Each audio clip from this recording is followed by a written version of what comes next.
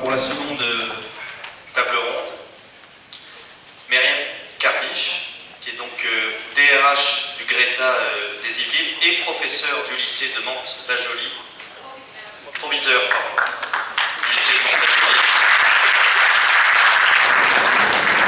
On va parler d'éducation nationale avec vous, Philippe Dauphin, vice-président et général manager Europe de Whitcore Nixdorf International. Mike Hadjadj, directeur marketing et communication de Genelix Group. Je voudrais aussi que Idriss, s'il est là, vienne sur scène.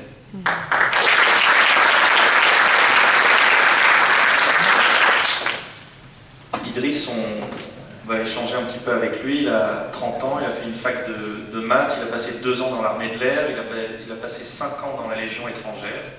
Il a un parcours qui est très intéressant. Il va nous dire un petit peu quel est son sentiment.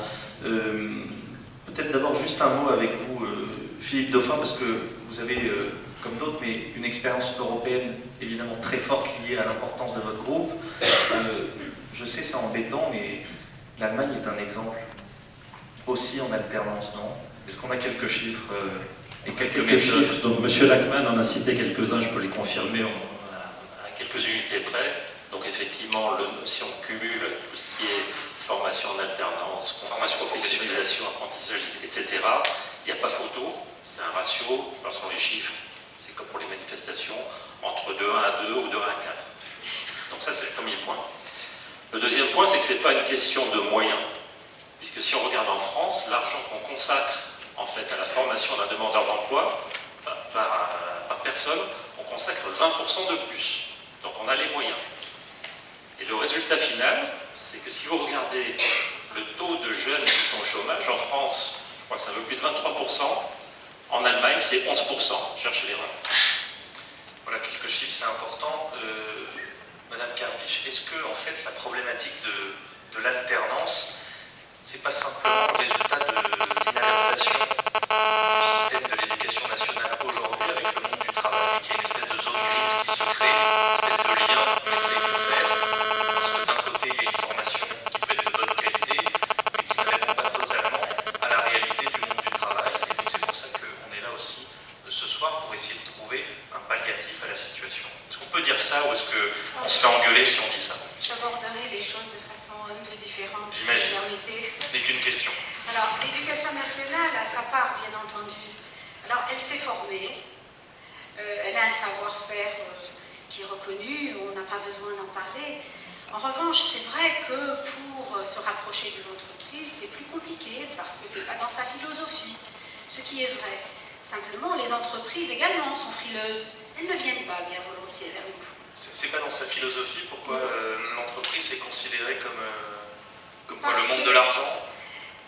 Un petit peu. Donc il y a un problème de dialogue et de compréhension entre les deux? Mutuellement, je crois que nous, Éducation nationale, nous avons bien entendu des progrès à faire pour aller de plus en plus vers les entreprises, mais les entreprises également.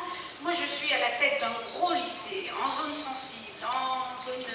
Mantes-la-Jolie. Mantes-la-Jolie, j'ai 1000 élèves, et dans mon lycée, j'ai une formation par alternance. Alors, je vous rejoins, Monsieur Lachmann, il faut prendre les jeunes vraiment à 15 ans, et moi, je l'ai fait chez moi. Ça veut dire quoi, vous avez une formation d'alternance au sein du lycée? Oui, moi j'ai une formation par alternance, j'ai une UFA, une unité de formation pour apprentis, et donc je prépare au CAP métier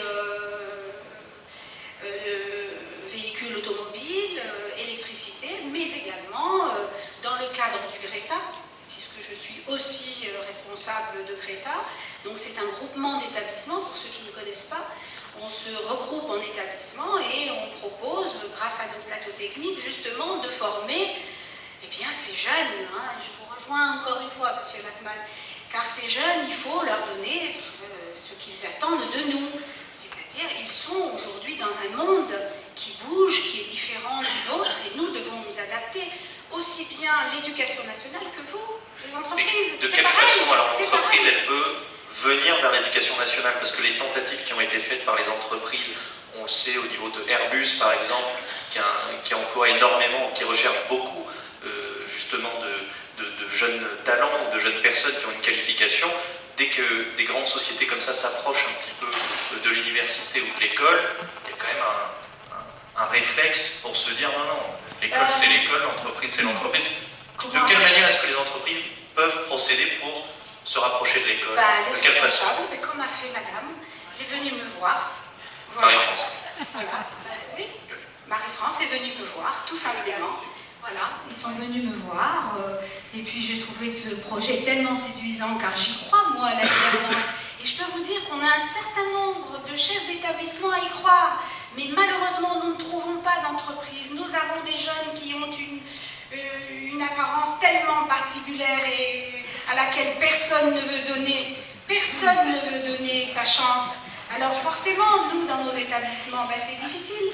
C'est difficile parce que nous, il faut qu'on leur donne des savoir-être, des savoir-faire, mais on a besoin de vous aussi. Nous, on ne fait que cadrer, mais on ne peut pas cadrer tout seul. Il faut que l'entreprise nous aide. Il faut qu'on soit ensemble à cadrer ces jeunes. Parce que les citoyens de demain, je vous rappelle, c'est eux quand même. C'est eux. Et moi, je suis très fière vraiment de les avoir dans mon établissement. C'est des jeunes qui méritent des regards bienveillants. Parce qu'ils vous le rendent. Ils vous le rendent, ces jeunes. Nous, on a vraiment des réussites qui sont tout à fait exceptionnelles, vraiment. Vous avez des exemples? Ah oui, j'ai des jeunes qui... Et alors, aussi bien filles que garçons, hein, et alors dans des tenues un peu, on va dire, controversées, nos filles avec leur grande robe, et voilà, qui défraient la chronique, hein, chez moi j'en ai, mais elles réussissent très bien, nos filles, et les garçons également. J'en ai deux, par exemple, là, qui sont admissibles, deux garçons, qui sont admissibles à Sciences Po. Voilà. J'ai deux jeunes gens qui sont sortis de mon lycée pour aller à une grande école à Oxford poursuivre des études. Donc, on a des réussites, mais seul, on ne peut pas le faire. Seul, c'est pas possible. Moi, j'ai eu énormément de mal à trouver des entreprises pour le niveau 5, par exemple. Pour mon niveau 5, j'ai eu du mal. Mais ça l'a reçu ou pas, là, le niveau 5 Oui, j'ai gardé quand même mes apprentis, j'en ai que 6. Alors, l'éducation nationale, hein, elle a des normes aussi. Hein, si vous en avez 6, il vous en faut quand même 12 pour pouvoir vivre. Eh bien, nous sommes un certain nombre à dire, c'est pas grave, on va voir, l'année prochaine, on aura peut-être un peu plus d'entreprises. Marie-France, soyez moins dispersée, s'il vous plaît. Sinon, Voilà. on va pas y arriver, on va perdre du temps et tout le monde va louper le match. Mais vous aussi. Ça va bien, c'est bon. Il est comme les élèves. Oui. Madame Carmi, je vais revenir vers vous, mais Michael Judge, alors, c'est Coluche qui disait, il est patibulaire, mais presque. Hein.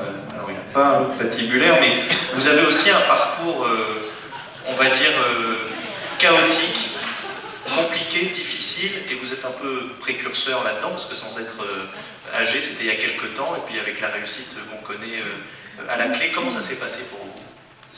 Oui, je rejoins ce qui était dit tout à l'heure. J'ai envie de défendre pour répondre. Je retiens patibulaire. Mais presque. Mais presque.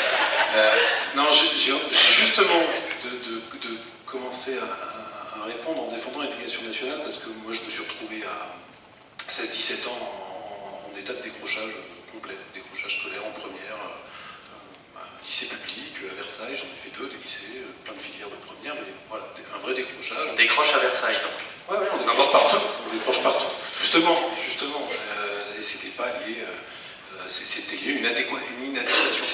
Et dans un lycée public, en première, après avoir essayé plein de cursus, j'ai eu une conseillère d'orientation, c'était pas la première, c'était la énième, mais qui m'a fait faire des tests, qui m'a parlé, qui m'a écouté, qui a reçu mes parents, et qui au bout du compte m'a dit, vous n'êtes pas feignant. Tout le monde dit que vous êtes feignant, vous n'êtes pas feignant. Vous n'êtes juste pas fait pour ça. Et elle m'a dit, mais il y a quelque chose, il y a peut-être quelque chose à creuser dans une fibre commerciale, communication, etc. Et on est en train de monter à l'ITVEC, avec la Chambre de commerce, un bac en alternance. C'était le début. Et vous devriez vous intéresser. Elle m'a présenté, elle m'a fait rentrer, etc. Et c'était une découverte. Du jour au lendemain, celui qui ne voulait pas bosser, qui n'était pas motivé, je suis rentré en attaché commercial dans la communication événementielle. J'ai mis une cravate tous les matins, j'avais motivation de dingue. Mes parents m'ont pu parler de la même manière, parce que je voyais qui se mettait à bosser. Le soir, le week-end, mon patron a monté une agence, je bossais avec lui le week-end. Enfin, on a appris quelque chose, disons, parce qu'on était deux dans le même cadre. C'est vrai qu'on a eu de la chance après d'avoir un bon job, etc., mais on l'a saisi. Et ça a été une révélation. En revanche, j'ai toujours traîné derrière le fait de, alors j'ai mon bac, mais de ne pas avoir les diplômes qu'il fallait, parce que toujours en décalage, parce que finalement on prend des postes plus tôt, on fait valoir le fait, et ça m'a aidé. En sortant avec le bac, je me suis vendu à une agence de communication en disant écoutez, je ne coûte rien, quasiment rien, je suis jeune, je suis chez mes parents et j'ai 2 ans d'expérience. Donc prenez-moi en alternance pour un BTS. Je me dis bon coup, c'était 50%, 70% du SMIC le salaire. J'ai négocié du variable parce que quand on est commercial, voilà. Et puis j'y suis resté 4 ou 5 ans et c'est une agence qu'on a développée. Et finalement, à chaque fois, j'ai pu valoriser le fait que j'avais, sur quoi je me suis arrêté au BTS, c'est découvrir un métier, j'ai pu valoriser le fait que j'étais en effet moins cher, j'avais peut-être moins de diplômes, mais j'avais une expérience suffisante. Ça, on peut le garder pendant longtemps. Le seul problème, c'est qu'il faut quand même se battre, il faut toujours se battre, parce qu'il y a un autre poids qui est, dès qu'on monte un petit peu en responsabilité commerciale, ça va, mais après, je suis monté en responsabilité dans une boîte, on s'est fait racheter, j'ai réussi à prendre la direction de la communication d'un groupe informatique à 24 ans, de la confiance, etc. On me dit, t'as pas de diplôme. On parle de management, on fait de la communication financière, de la communication interne, t'as un BTS, ça vaut rien un BTS. Et je dis pas ça pour vous. Mais on est dans des métiers où, honnêtement, dans la communication, dans le marketing, etc., un BTS ou rien, c'est la même chose. Sauf qu'il y avait X années d'expérience à chaque fois. Donc s'il y a un combat permanent, et je m'en plains pas parce que moi j'ai finalement toujours fait les bonnes rencontres, mais on a cette comparaison en permanence. Et ça suit. Alors après, il faut trouver les bonnes personnes. Pour finir, il fallait quand même qu'on ne pouvait pas ne pas raconter cette anecdote, parce que moi j'ai continué ce parcours comme ça. Je me suis mis à mon compte avant 30 ans, j'ai monté un réseau de communication, et puis un jour j'ai eu une recruteuse qui m'appelle et qui me dit je m'appelle le cabinet Quincadre. C'est quoi Quincadre? On est spécialiste dans le recrutement de cadres, quinquagénaires, minimum. C'est bien. Donc là, vous raccrochez. J'ai 32 ans, j'avais 32 ans. Elle me dit ouais mais j'ai vu votre parcours, machin, sur les... J'ai toujours fait plus, merci. Voilà. Je te fais la blague sur la couleur de cheveux. Non, parce que quand on dit qu'il y a... Ça fait une moyenne. Ouais, voilà. On se connaît bien, j'allais y venir, mais... Ah, tant pis pour lui, hein. On dit que quand il y a de la neige sur le toit, c'est qu'il y a encore du feu dans la cheminée, voilà. Non, c'est pas... Non, je voulais juste finir que ce cabinet Quincadre rappelle, et c'est vrai qu'elle me dit, ben voilà, on recrute pour une boîte d'informatique qui est en pleine mutation, un directeur de la communication, on crée un poste de direction de la communication, mais vous n'êtes pas quinquagénaire, vous avez 32 ans. On a échangé, elle a senti mon parcours, l'adéquation avec le poste, mais elle a dû se battre contre son patron pour pouvoir présenter le CV au client. Ce que vous voulez dire, c'est que juste... là, au niveau de l'alternance, c'est-à-dire que ça offre quand même un bagage d'expérience qui élève considérablement les capacités à prendre des postes. Tellement parce qu'on prend des postes plus tôt, parce qu'on valorise de l'expérience, donc on prend des postes plus tôt, on n'a pas les diplômes.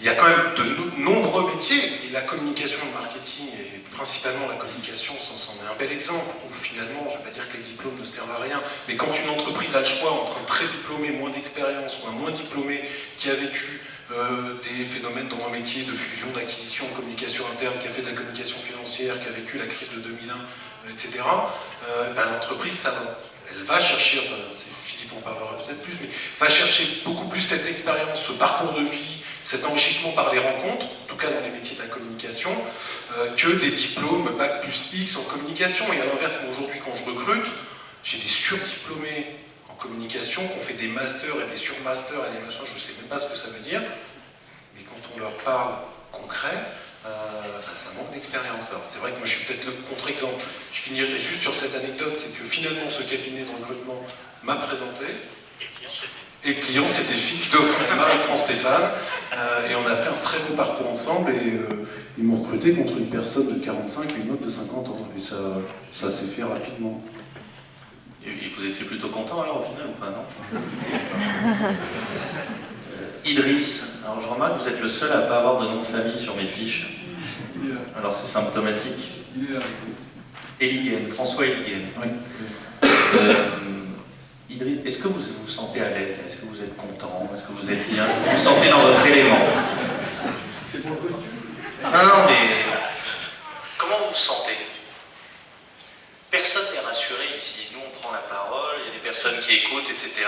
Il y a peut-être une forme d'émotion qui est là. Est-ce que vous sentez que vous êtes l'objet quelque part, en tout cas à travers vous, de toute une attention, c'est-à-dire de chefs d'entreprise, de responsables d'associations, et qu'il y a une problématique autour de vous, pas vous personnellement, mais de ce que vous représentez? Comment est-ce que vous pouvez nous donner des mots par rapport à ça? Bonsoir, messieurs, dames. Alors, comment je me sens? Bien sûr, j'ai conscience de toutes les personnalités qui sont là, entre toutes les entreprises et toutes les responsabilités. Vous êtes une personnalité aussi, Idriss. Merci. Alors, c'est vrai que c'est touchant d'être un peu au centre de ce débat qui est, bon, vous avez dit pas ma personne, mais bon, concrètement là, dans mes camarades qui sont dans la salle, je représente un peu, pas l'objet comme vous avez dit, mais bon là, je ne vais pas dire l'outil, mais bon. Vous avez envie de quoi, Idriss? Au niveau du travail, là, vous attendez quoi? Qu'est-ce que vous attendez de très concret? Concrètement, j'attends de m'insérer dans un métier qui me plaise d'abord et de progresser, que ce soit sur le plan intellectuel, également dans une entreprise et aller le plus loin possible. Derrière ces mots-là, de dire que vous avez envie de vous insérer dans une entreprise pour progresser dans un métier que vous aimez, vous êtes en attente de quoi? D'une rencontre, de quelqu'un qui vous ouvre une porte, Parce que vous avez déjà un parcours, je le disais tout à l'heure, vous avez 30 ans, vous avez été à la faculté de mathématiques, vous avez fait 2 ans dans l'armée, 5 ans de l'air, 5 ans dans la Légion étrangère. On se cherche comme ça, c'est difficile? Oui, c'est un peu difficile de trouver ça. Pour moi particulièrement, je suis allé à gauche, à droite, et j'ai vraiment attendu que quelqu'un m'ouvre une porte, comme vous avez dit. Bon, Dieu merci, aujourd'hui, vu où j'en suis, je pense qu'elle est entrouverte à moi de vous faites quoi? Qui vous a ouvert cette porte et pourquoi faire? D'abord, c'est Marie-France Stéphane qui m'a contacté pour cette formation. Certains ont parlé d'une fraction, je ne sais pas si je vais la qualifier de fraction, du fait qu'à un moment donné, du fait qu'on ait grandi et qu'on ait vécu dans des milieux un peu modestes, je vais dire, il y avait à ce moment-là cette distance qui nous séparait d'un certain monde de l'entreprise. On regardait en se disant non, c'est pas nous, il y avait l'autre monde et l'autre monde. Et aujourd'hui, excusez-moi, sur ce point précis, est-ce que vous pouvez essayer de nous donner plus d'éléments? C'est quoi cette vision du monde qui n'est pas pour vous? Ça se traduit comment? Ça se ressent comment? Quels sont les éléments extérieurs qui vous amènent à ressentir ça profondément? Que tout ça, c'est pas pour vous? On vous le dit, vous le ressentez? Non, on ne le dit pas, on le ressent. Et aussi, c'est parce que c'est dû aussi à notre entourage, les gens qu'on a côtoyés tous les jours quand on était petits. C'était pas ces personnes-là qui avaient certains. Mettez bien votre micro qu'on vous entende bien. Oui, d'accord. Alors, je disais, les gens qu'on a côtoyés, la société dans laquelle on a vécu. C'est qui les gens que vous côtoyez et qui vous disent que c'est pas pour vous?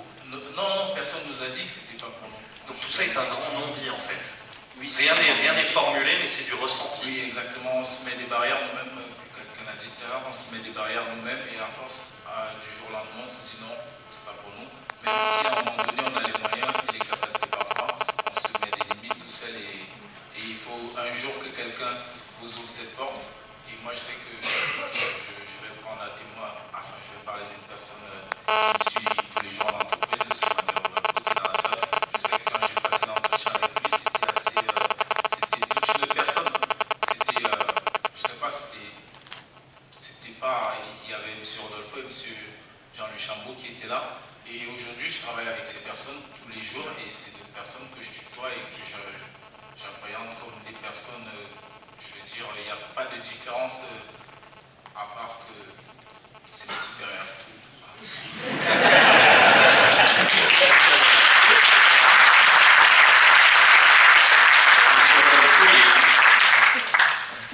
Ah, je vais essayer de venir, je vais faire le test. Bien vous voir. Vous pouvez nous raconter, excusez-moi, vous pouvez nous raconter un petit peu comment ça s'est passé, la rencontre, est-ce que vous avez ressenti par rapport à Idriss, aux valeurs telles qu'il pouvait les montrer et surtout celles qu'il n'arrivait pas à exprimer. Merci Idriss. Là, tu vas monter considérablement Idriss dans la hiérarchie de la société. Bravo. C'est exactement comme ça qu'il faut faire. En tout cas, ce qui est sûr, c'est que Idriss, quand je vais être un peu franc et un peu Allez-y. mettre les pieds dans le plat, au début, on l'a imposé. Voilà. On m'a imposé, on m'a dit tiens, il faut absolument voir à telle personne. J'en ai pas envie. Qui vous l'a imposé et pourquoi Si ça peut se dire. Hein. Oui, on m'a imposé parce que Marie-France, ça me fait son lobbying. C'est Marie-France.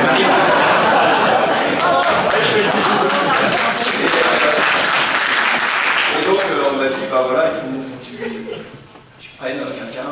Donc, bon, je suis allé, un peu malgré moi, malgré tout, rencontrer les personnes. Et c'est vrai que l'entretien avec Idriss, c'était impressionnant, ça m'a changé. Impressionnant. Impressionnant, oui. Parce que c'était une personne qui avait un parcours, mais jamais je pensais qu'une personne comme ça puisse avoir un parcours et derrière ne puisse pas trouver soit dans la galère. Parce que quand on a commencé à discuter, c'est une personne de valeur. Je pense qu'il y a d'autres personnes, puisque d'autres personnes que je côtoie aussi dans l'équipe, comme Terry, pour manger aussi avec eux tous les jours, quand ils sont là, les deux exemples que j'ai, ce sont des personnes de valeur, qui ont des valeurs fortes, des valeurs humaines, d'humilité, et des capacités, la seule chose qui manquait, c'est la confiance en soi. Et cette confiance en soi, il n'y en avait pas. Et Idriss, je me rappelle, je lui posais des questions. Je me faisais parfois un malin plaisir à poser des questions où je savais que ça allait le rendre mal à l'aise, mais c'était pas négatif, c'était plus pour sortir et pour lui montrer que l'expérience qu'il avait, il fallait qu'il la valorise, et elle était valorisable. Et du coup, moi en tout cas, il y a eu une connexion, il y a quelque chose qui s'est fait, parce que quand je suis sorti de cet entretien, j'ai dit oui, c'est lui, parce qu'il peut apporter beaucoup. Et on peut travailler ensemble, et si en plus c'est pour une bonne cause, entre guillemets, c'est tout bénef. Voilà. Très bien. Merci beaucoup.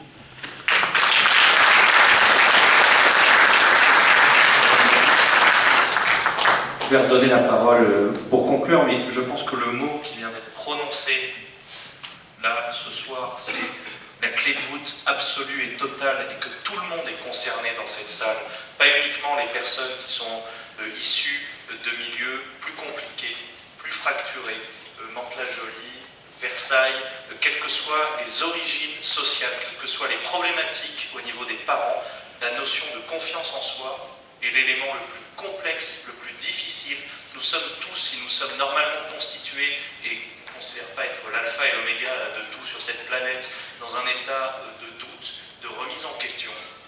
Nous recherchons tous une forme de regard par rapport à l'autre, par rapport aux personnes avec qui nous travaillons, par rapport à notre supérieur hiérarchique. On essaye tous, de manière plus ou moins à droite ou maladroite, d'être dans un rapport quand on dirige des individus pour essayer de les faire progresser, faire en sorte qu'ils se sentent mieux. Et ce que vit Idriss, et tel que vous l'avez, je pense, avec une certaine émotion raconté ce soir, cette problématique de carence de confiance en soi est un dénominateur commun absolu et total, que ce soit chez M. Lachmann avec son expérience, et je pense que vous êtes aussi, et encore toujours, en tout cas je vous le souhaite, dans une problématique de confiance en vous, de doute en tout cas, par rapport à ce que vous êtes et à ce que vous faites, et c'est ce que partage aussi Idriss, tel que vous l'avez exprimé ce soir. Avant de conclure peut-être avec vous, Philippe Dauphin, un mot, Madame Cardiche, par rapport à l'échange qui vient d'être là. Est-ce que chaque individu a fondamentalement, quel que soit l'accoutrement, quel que soit le vocabulaire, quelle que soit l'origine sociale, a quelque chose à donner et à révéler et de compatible avec la société et donc quelque part le monde du travail. Je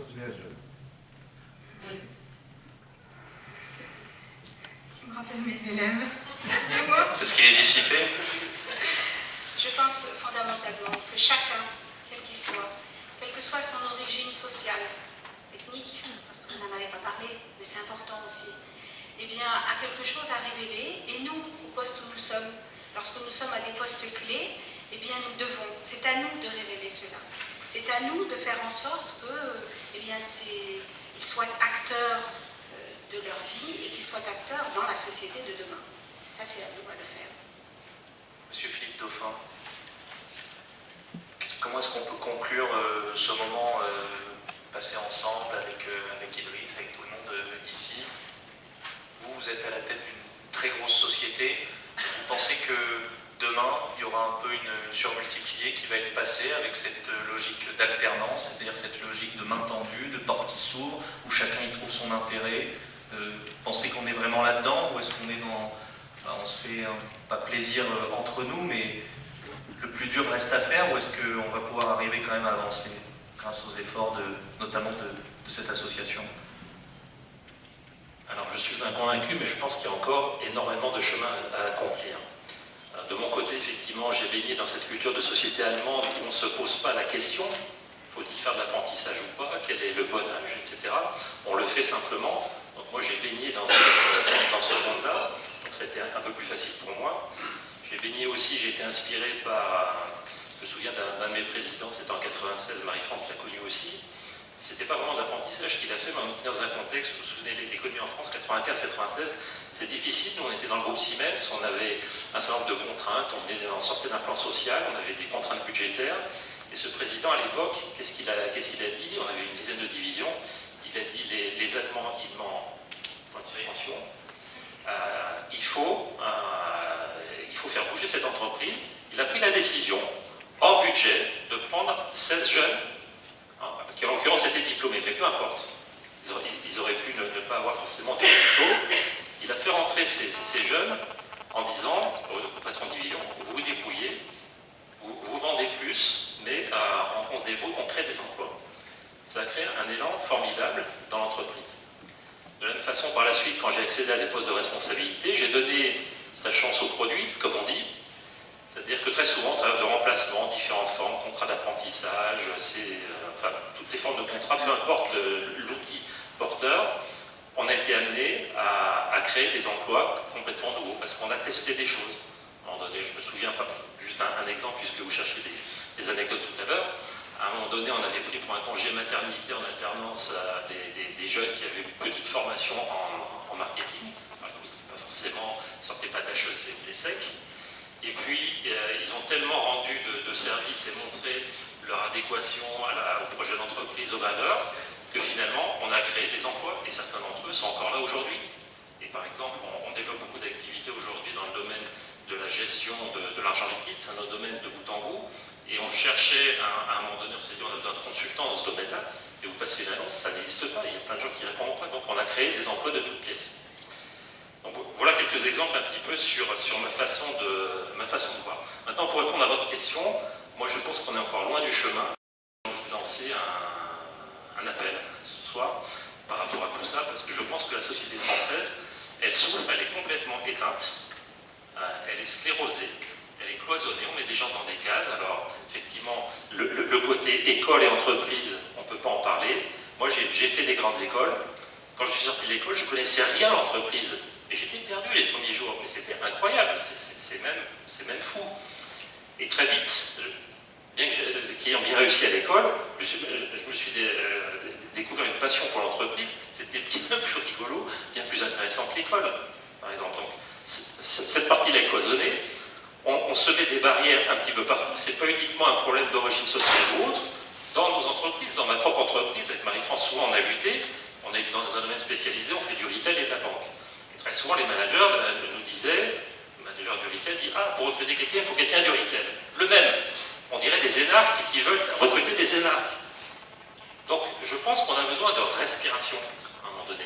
Il faut de l'oxygène, et en fait, pour revenir à ce projet que j'illustrais tout à l'heure, en 96, ça a été une bouffée d'oxygène d'avoir des jeunes dans l'entreprise.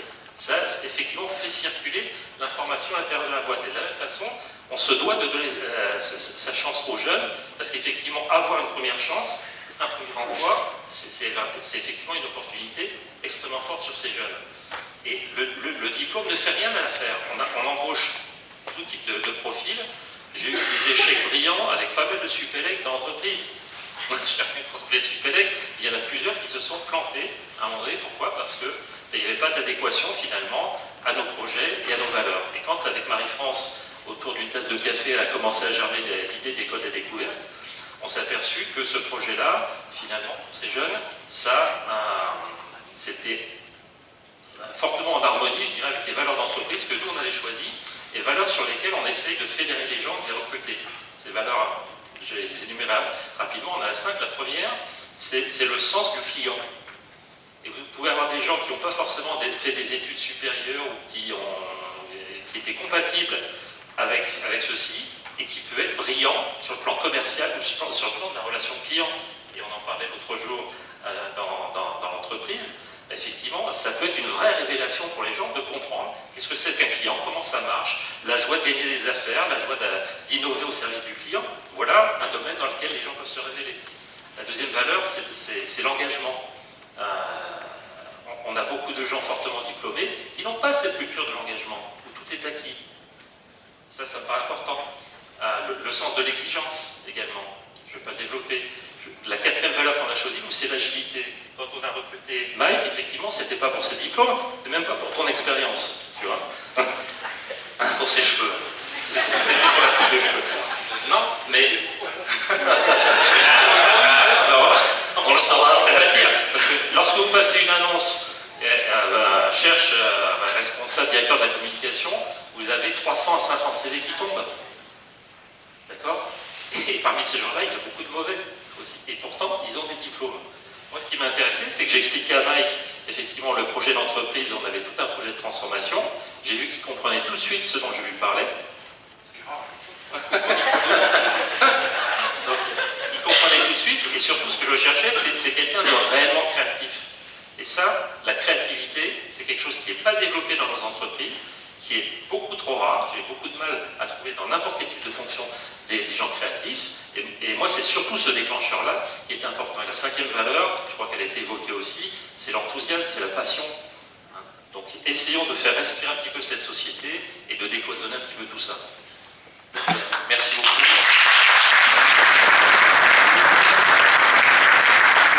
Est-ce que vous avez des questions, des remarques? Je vais essayer d'aller vite à cause du match, mais Jean-Baptiste Quelquejet, donc je suis chez Wincor, Philippe est mon patron, donc je suis le patron d'Idriss, voilà, donc on est en famille ce soir, Idriss. Deux propositions.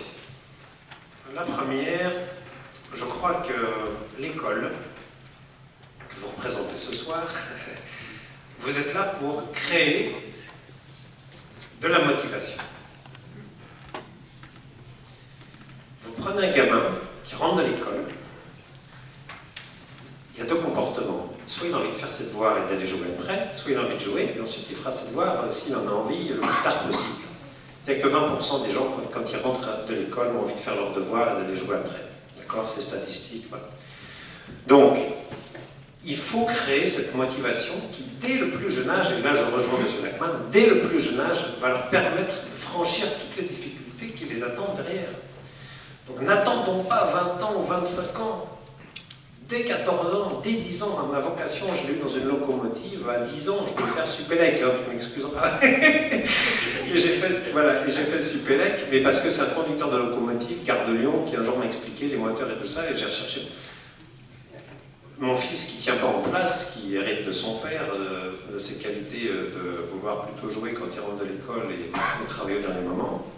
Le premier truc, il est rentré dans un bloc opératoire. 3h30, il a, sans bouger, dans 50 cm², il a assisté à une reconstruction faciale. Qu'est-ce qu'il fait là? Il est en première année de médecine. Il bosse 20 heures par jour. C'est juste pas possible de passer à côté, de leur donner la chance d'être motivés. Et ça, c'est pas trop l'école, les bancs de l'école qui le donnent. C'est le fait que vous allez organiser des rencontres, et nous avons organisé des rencontres entre le monde de l'entreprise, comme certains établissements scolaires le font, d'ailleurs très bien, je sais que vous le faites, et justement, dès le plus jeune âge, montrons-leur ce que c'est qu'une entreprise. Et la motivation, ça va naître tout seul.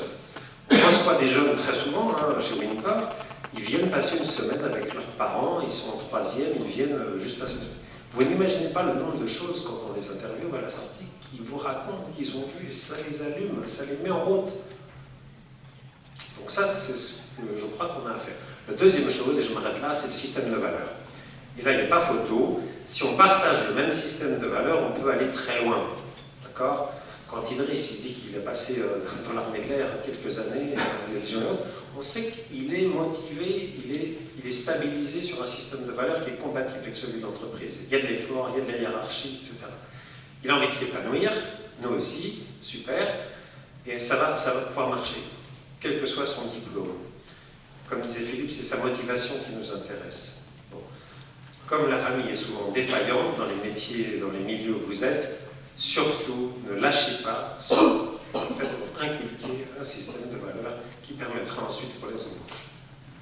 Merci beaucoup. Est-ce que vous voulez rajouter quelque chose avant que Marie-France ne conclue? Vous pensez bien, monsieur, que c'est là nos missions. C'est fait. Je voulais juste rajouter un aspect quand même qui n'a pas été traité, c'est que bien entendu que on a effectivement mis la pression un coup sur l'éducation nationale, un coup sur les entreprises.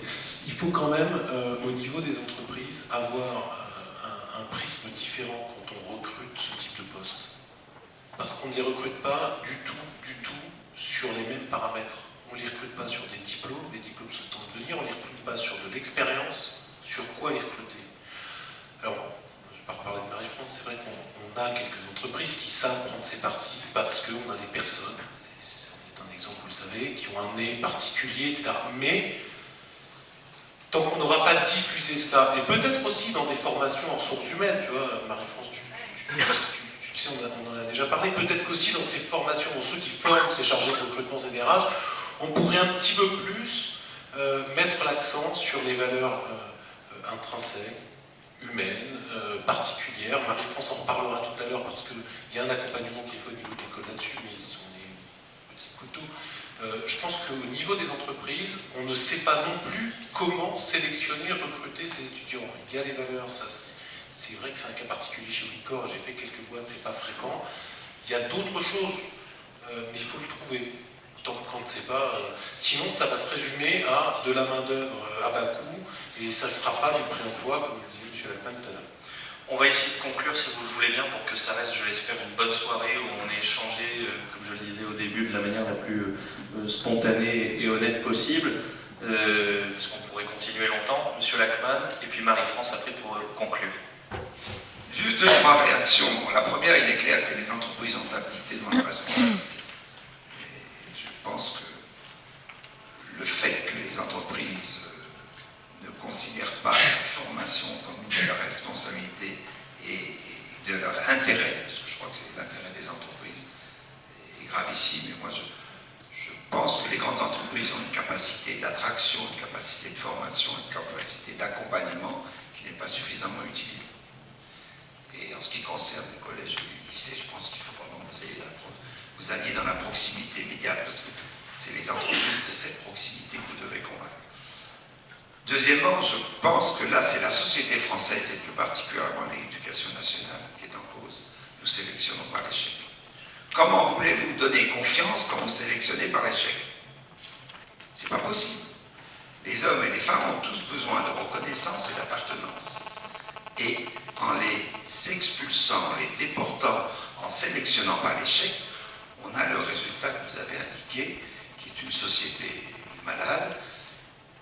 Les gens ne se sentent pas appartenir et où il y a quelque part ce gros déficit de collectif et cet absolument de solidarité. Et Idriss, il a été victime d'une sélection par l'échec. Et c'est ce que tous ensemble, dans chaque personne, il y a quelque chose de bon, d'utilisable, et nous, au lieu de le chercher, de l'utiliser, non, on sélectionne par les suites. Troisième chose, je pense qu'il faut vraiment valoriser l'expérience. Vous avez tout à fait raison. Il faut valoriser l'expérience, et l'expérience est absolument irremplaçable. Et c'est ce que les vieux comme moi, ou les anciens peuvent faire, c'est-à-dire être dans la restitution de l'expérience et de ce que nous avons appris. Et dernier point, vous concernant ou me concernant, moi j'ai très confiance, mais j'ai beaucoup de doutes. Je crois qu'il n'y a pas d'incompatibilité entre le doute et la confiance. C'est parce qu'on a des doutes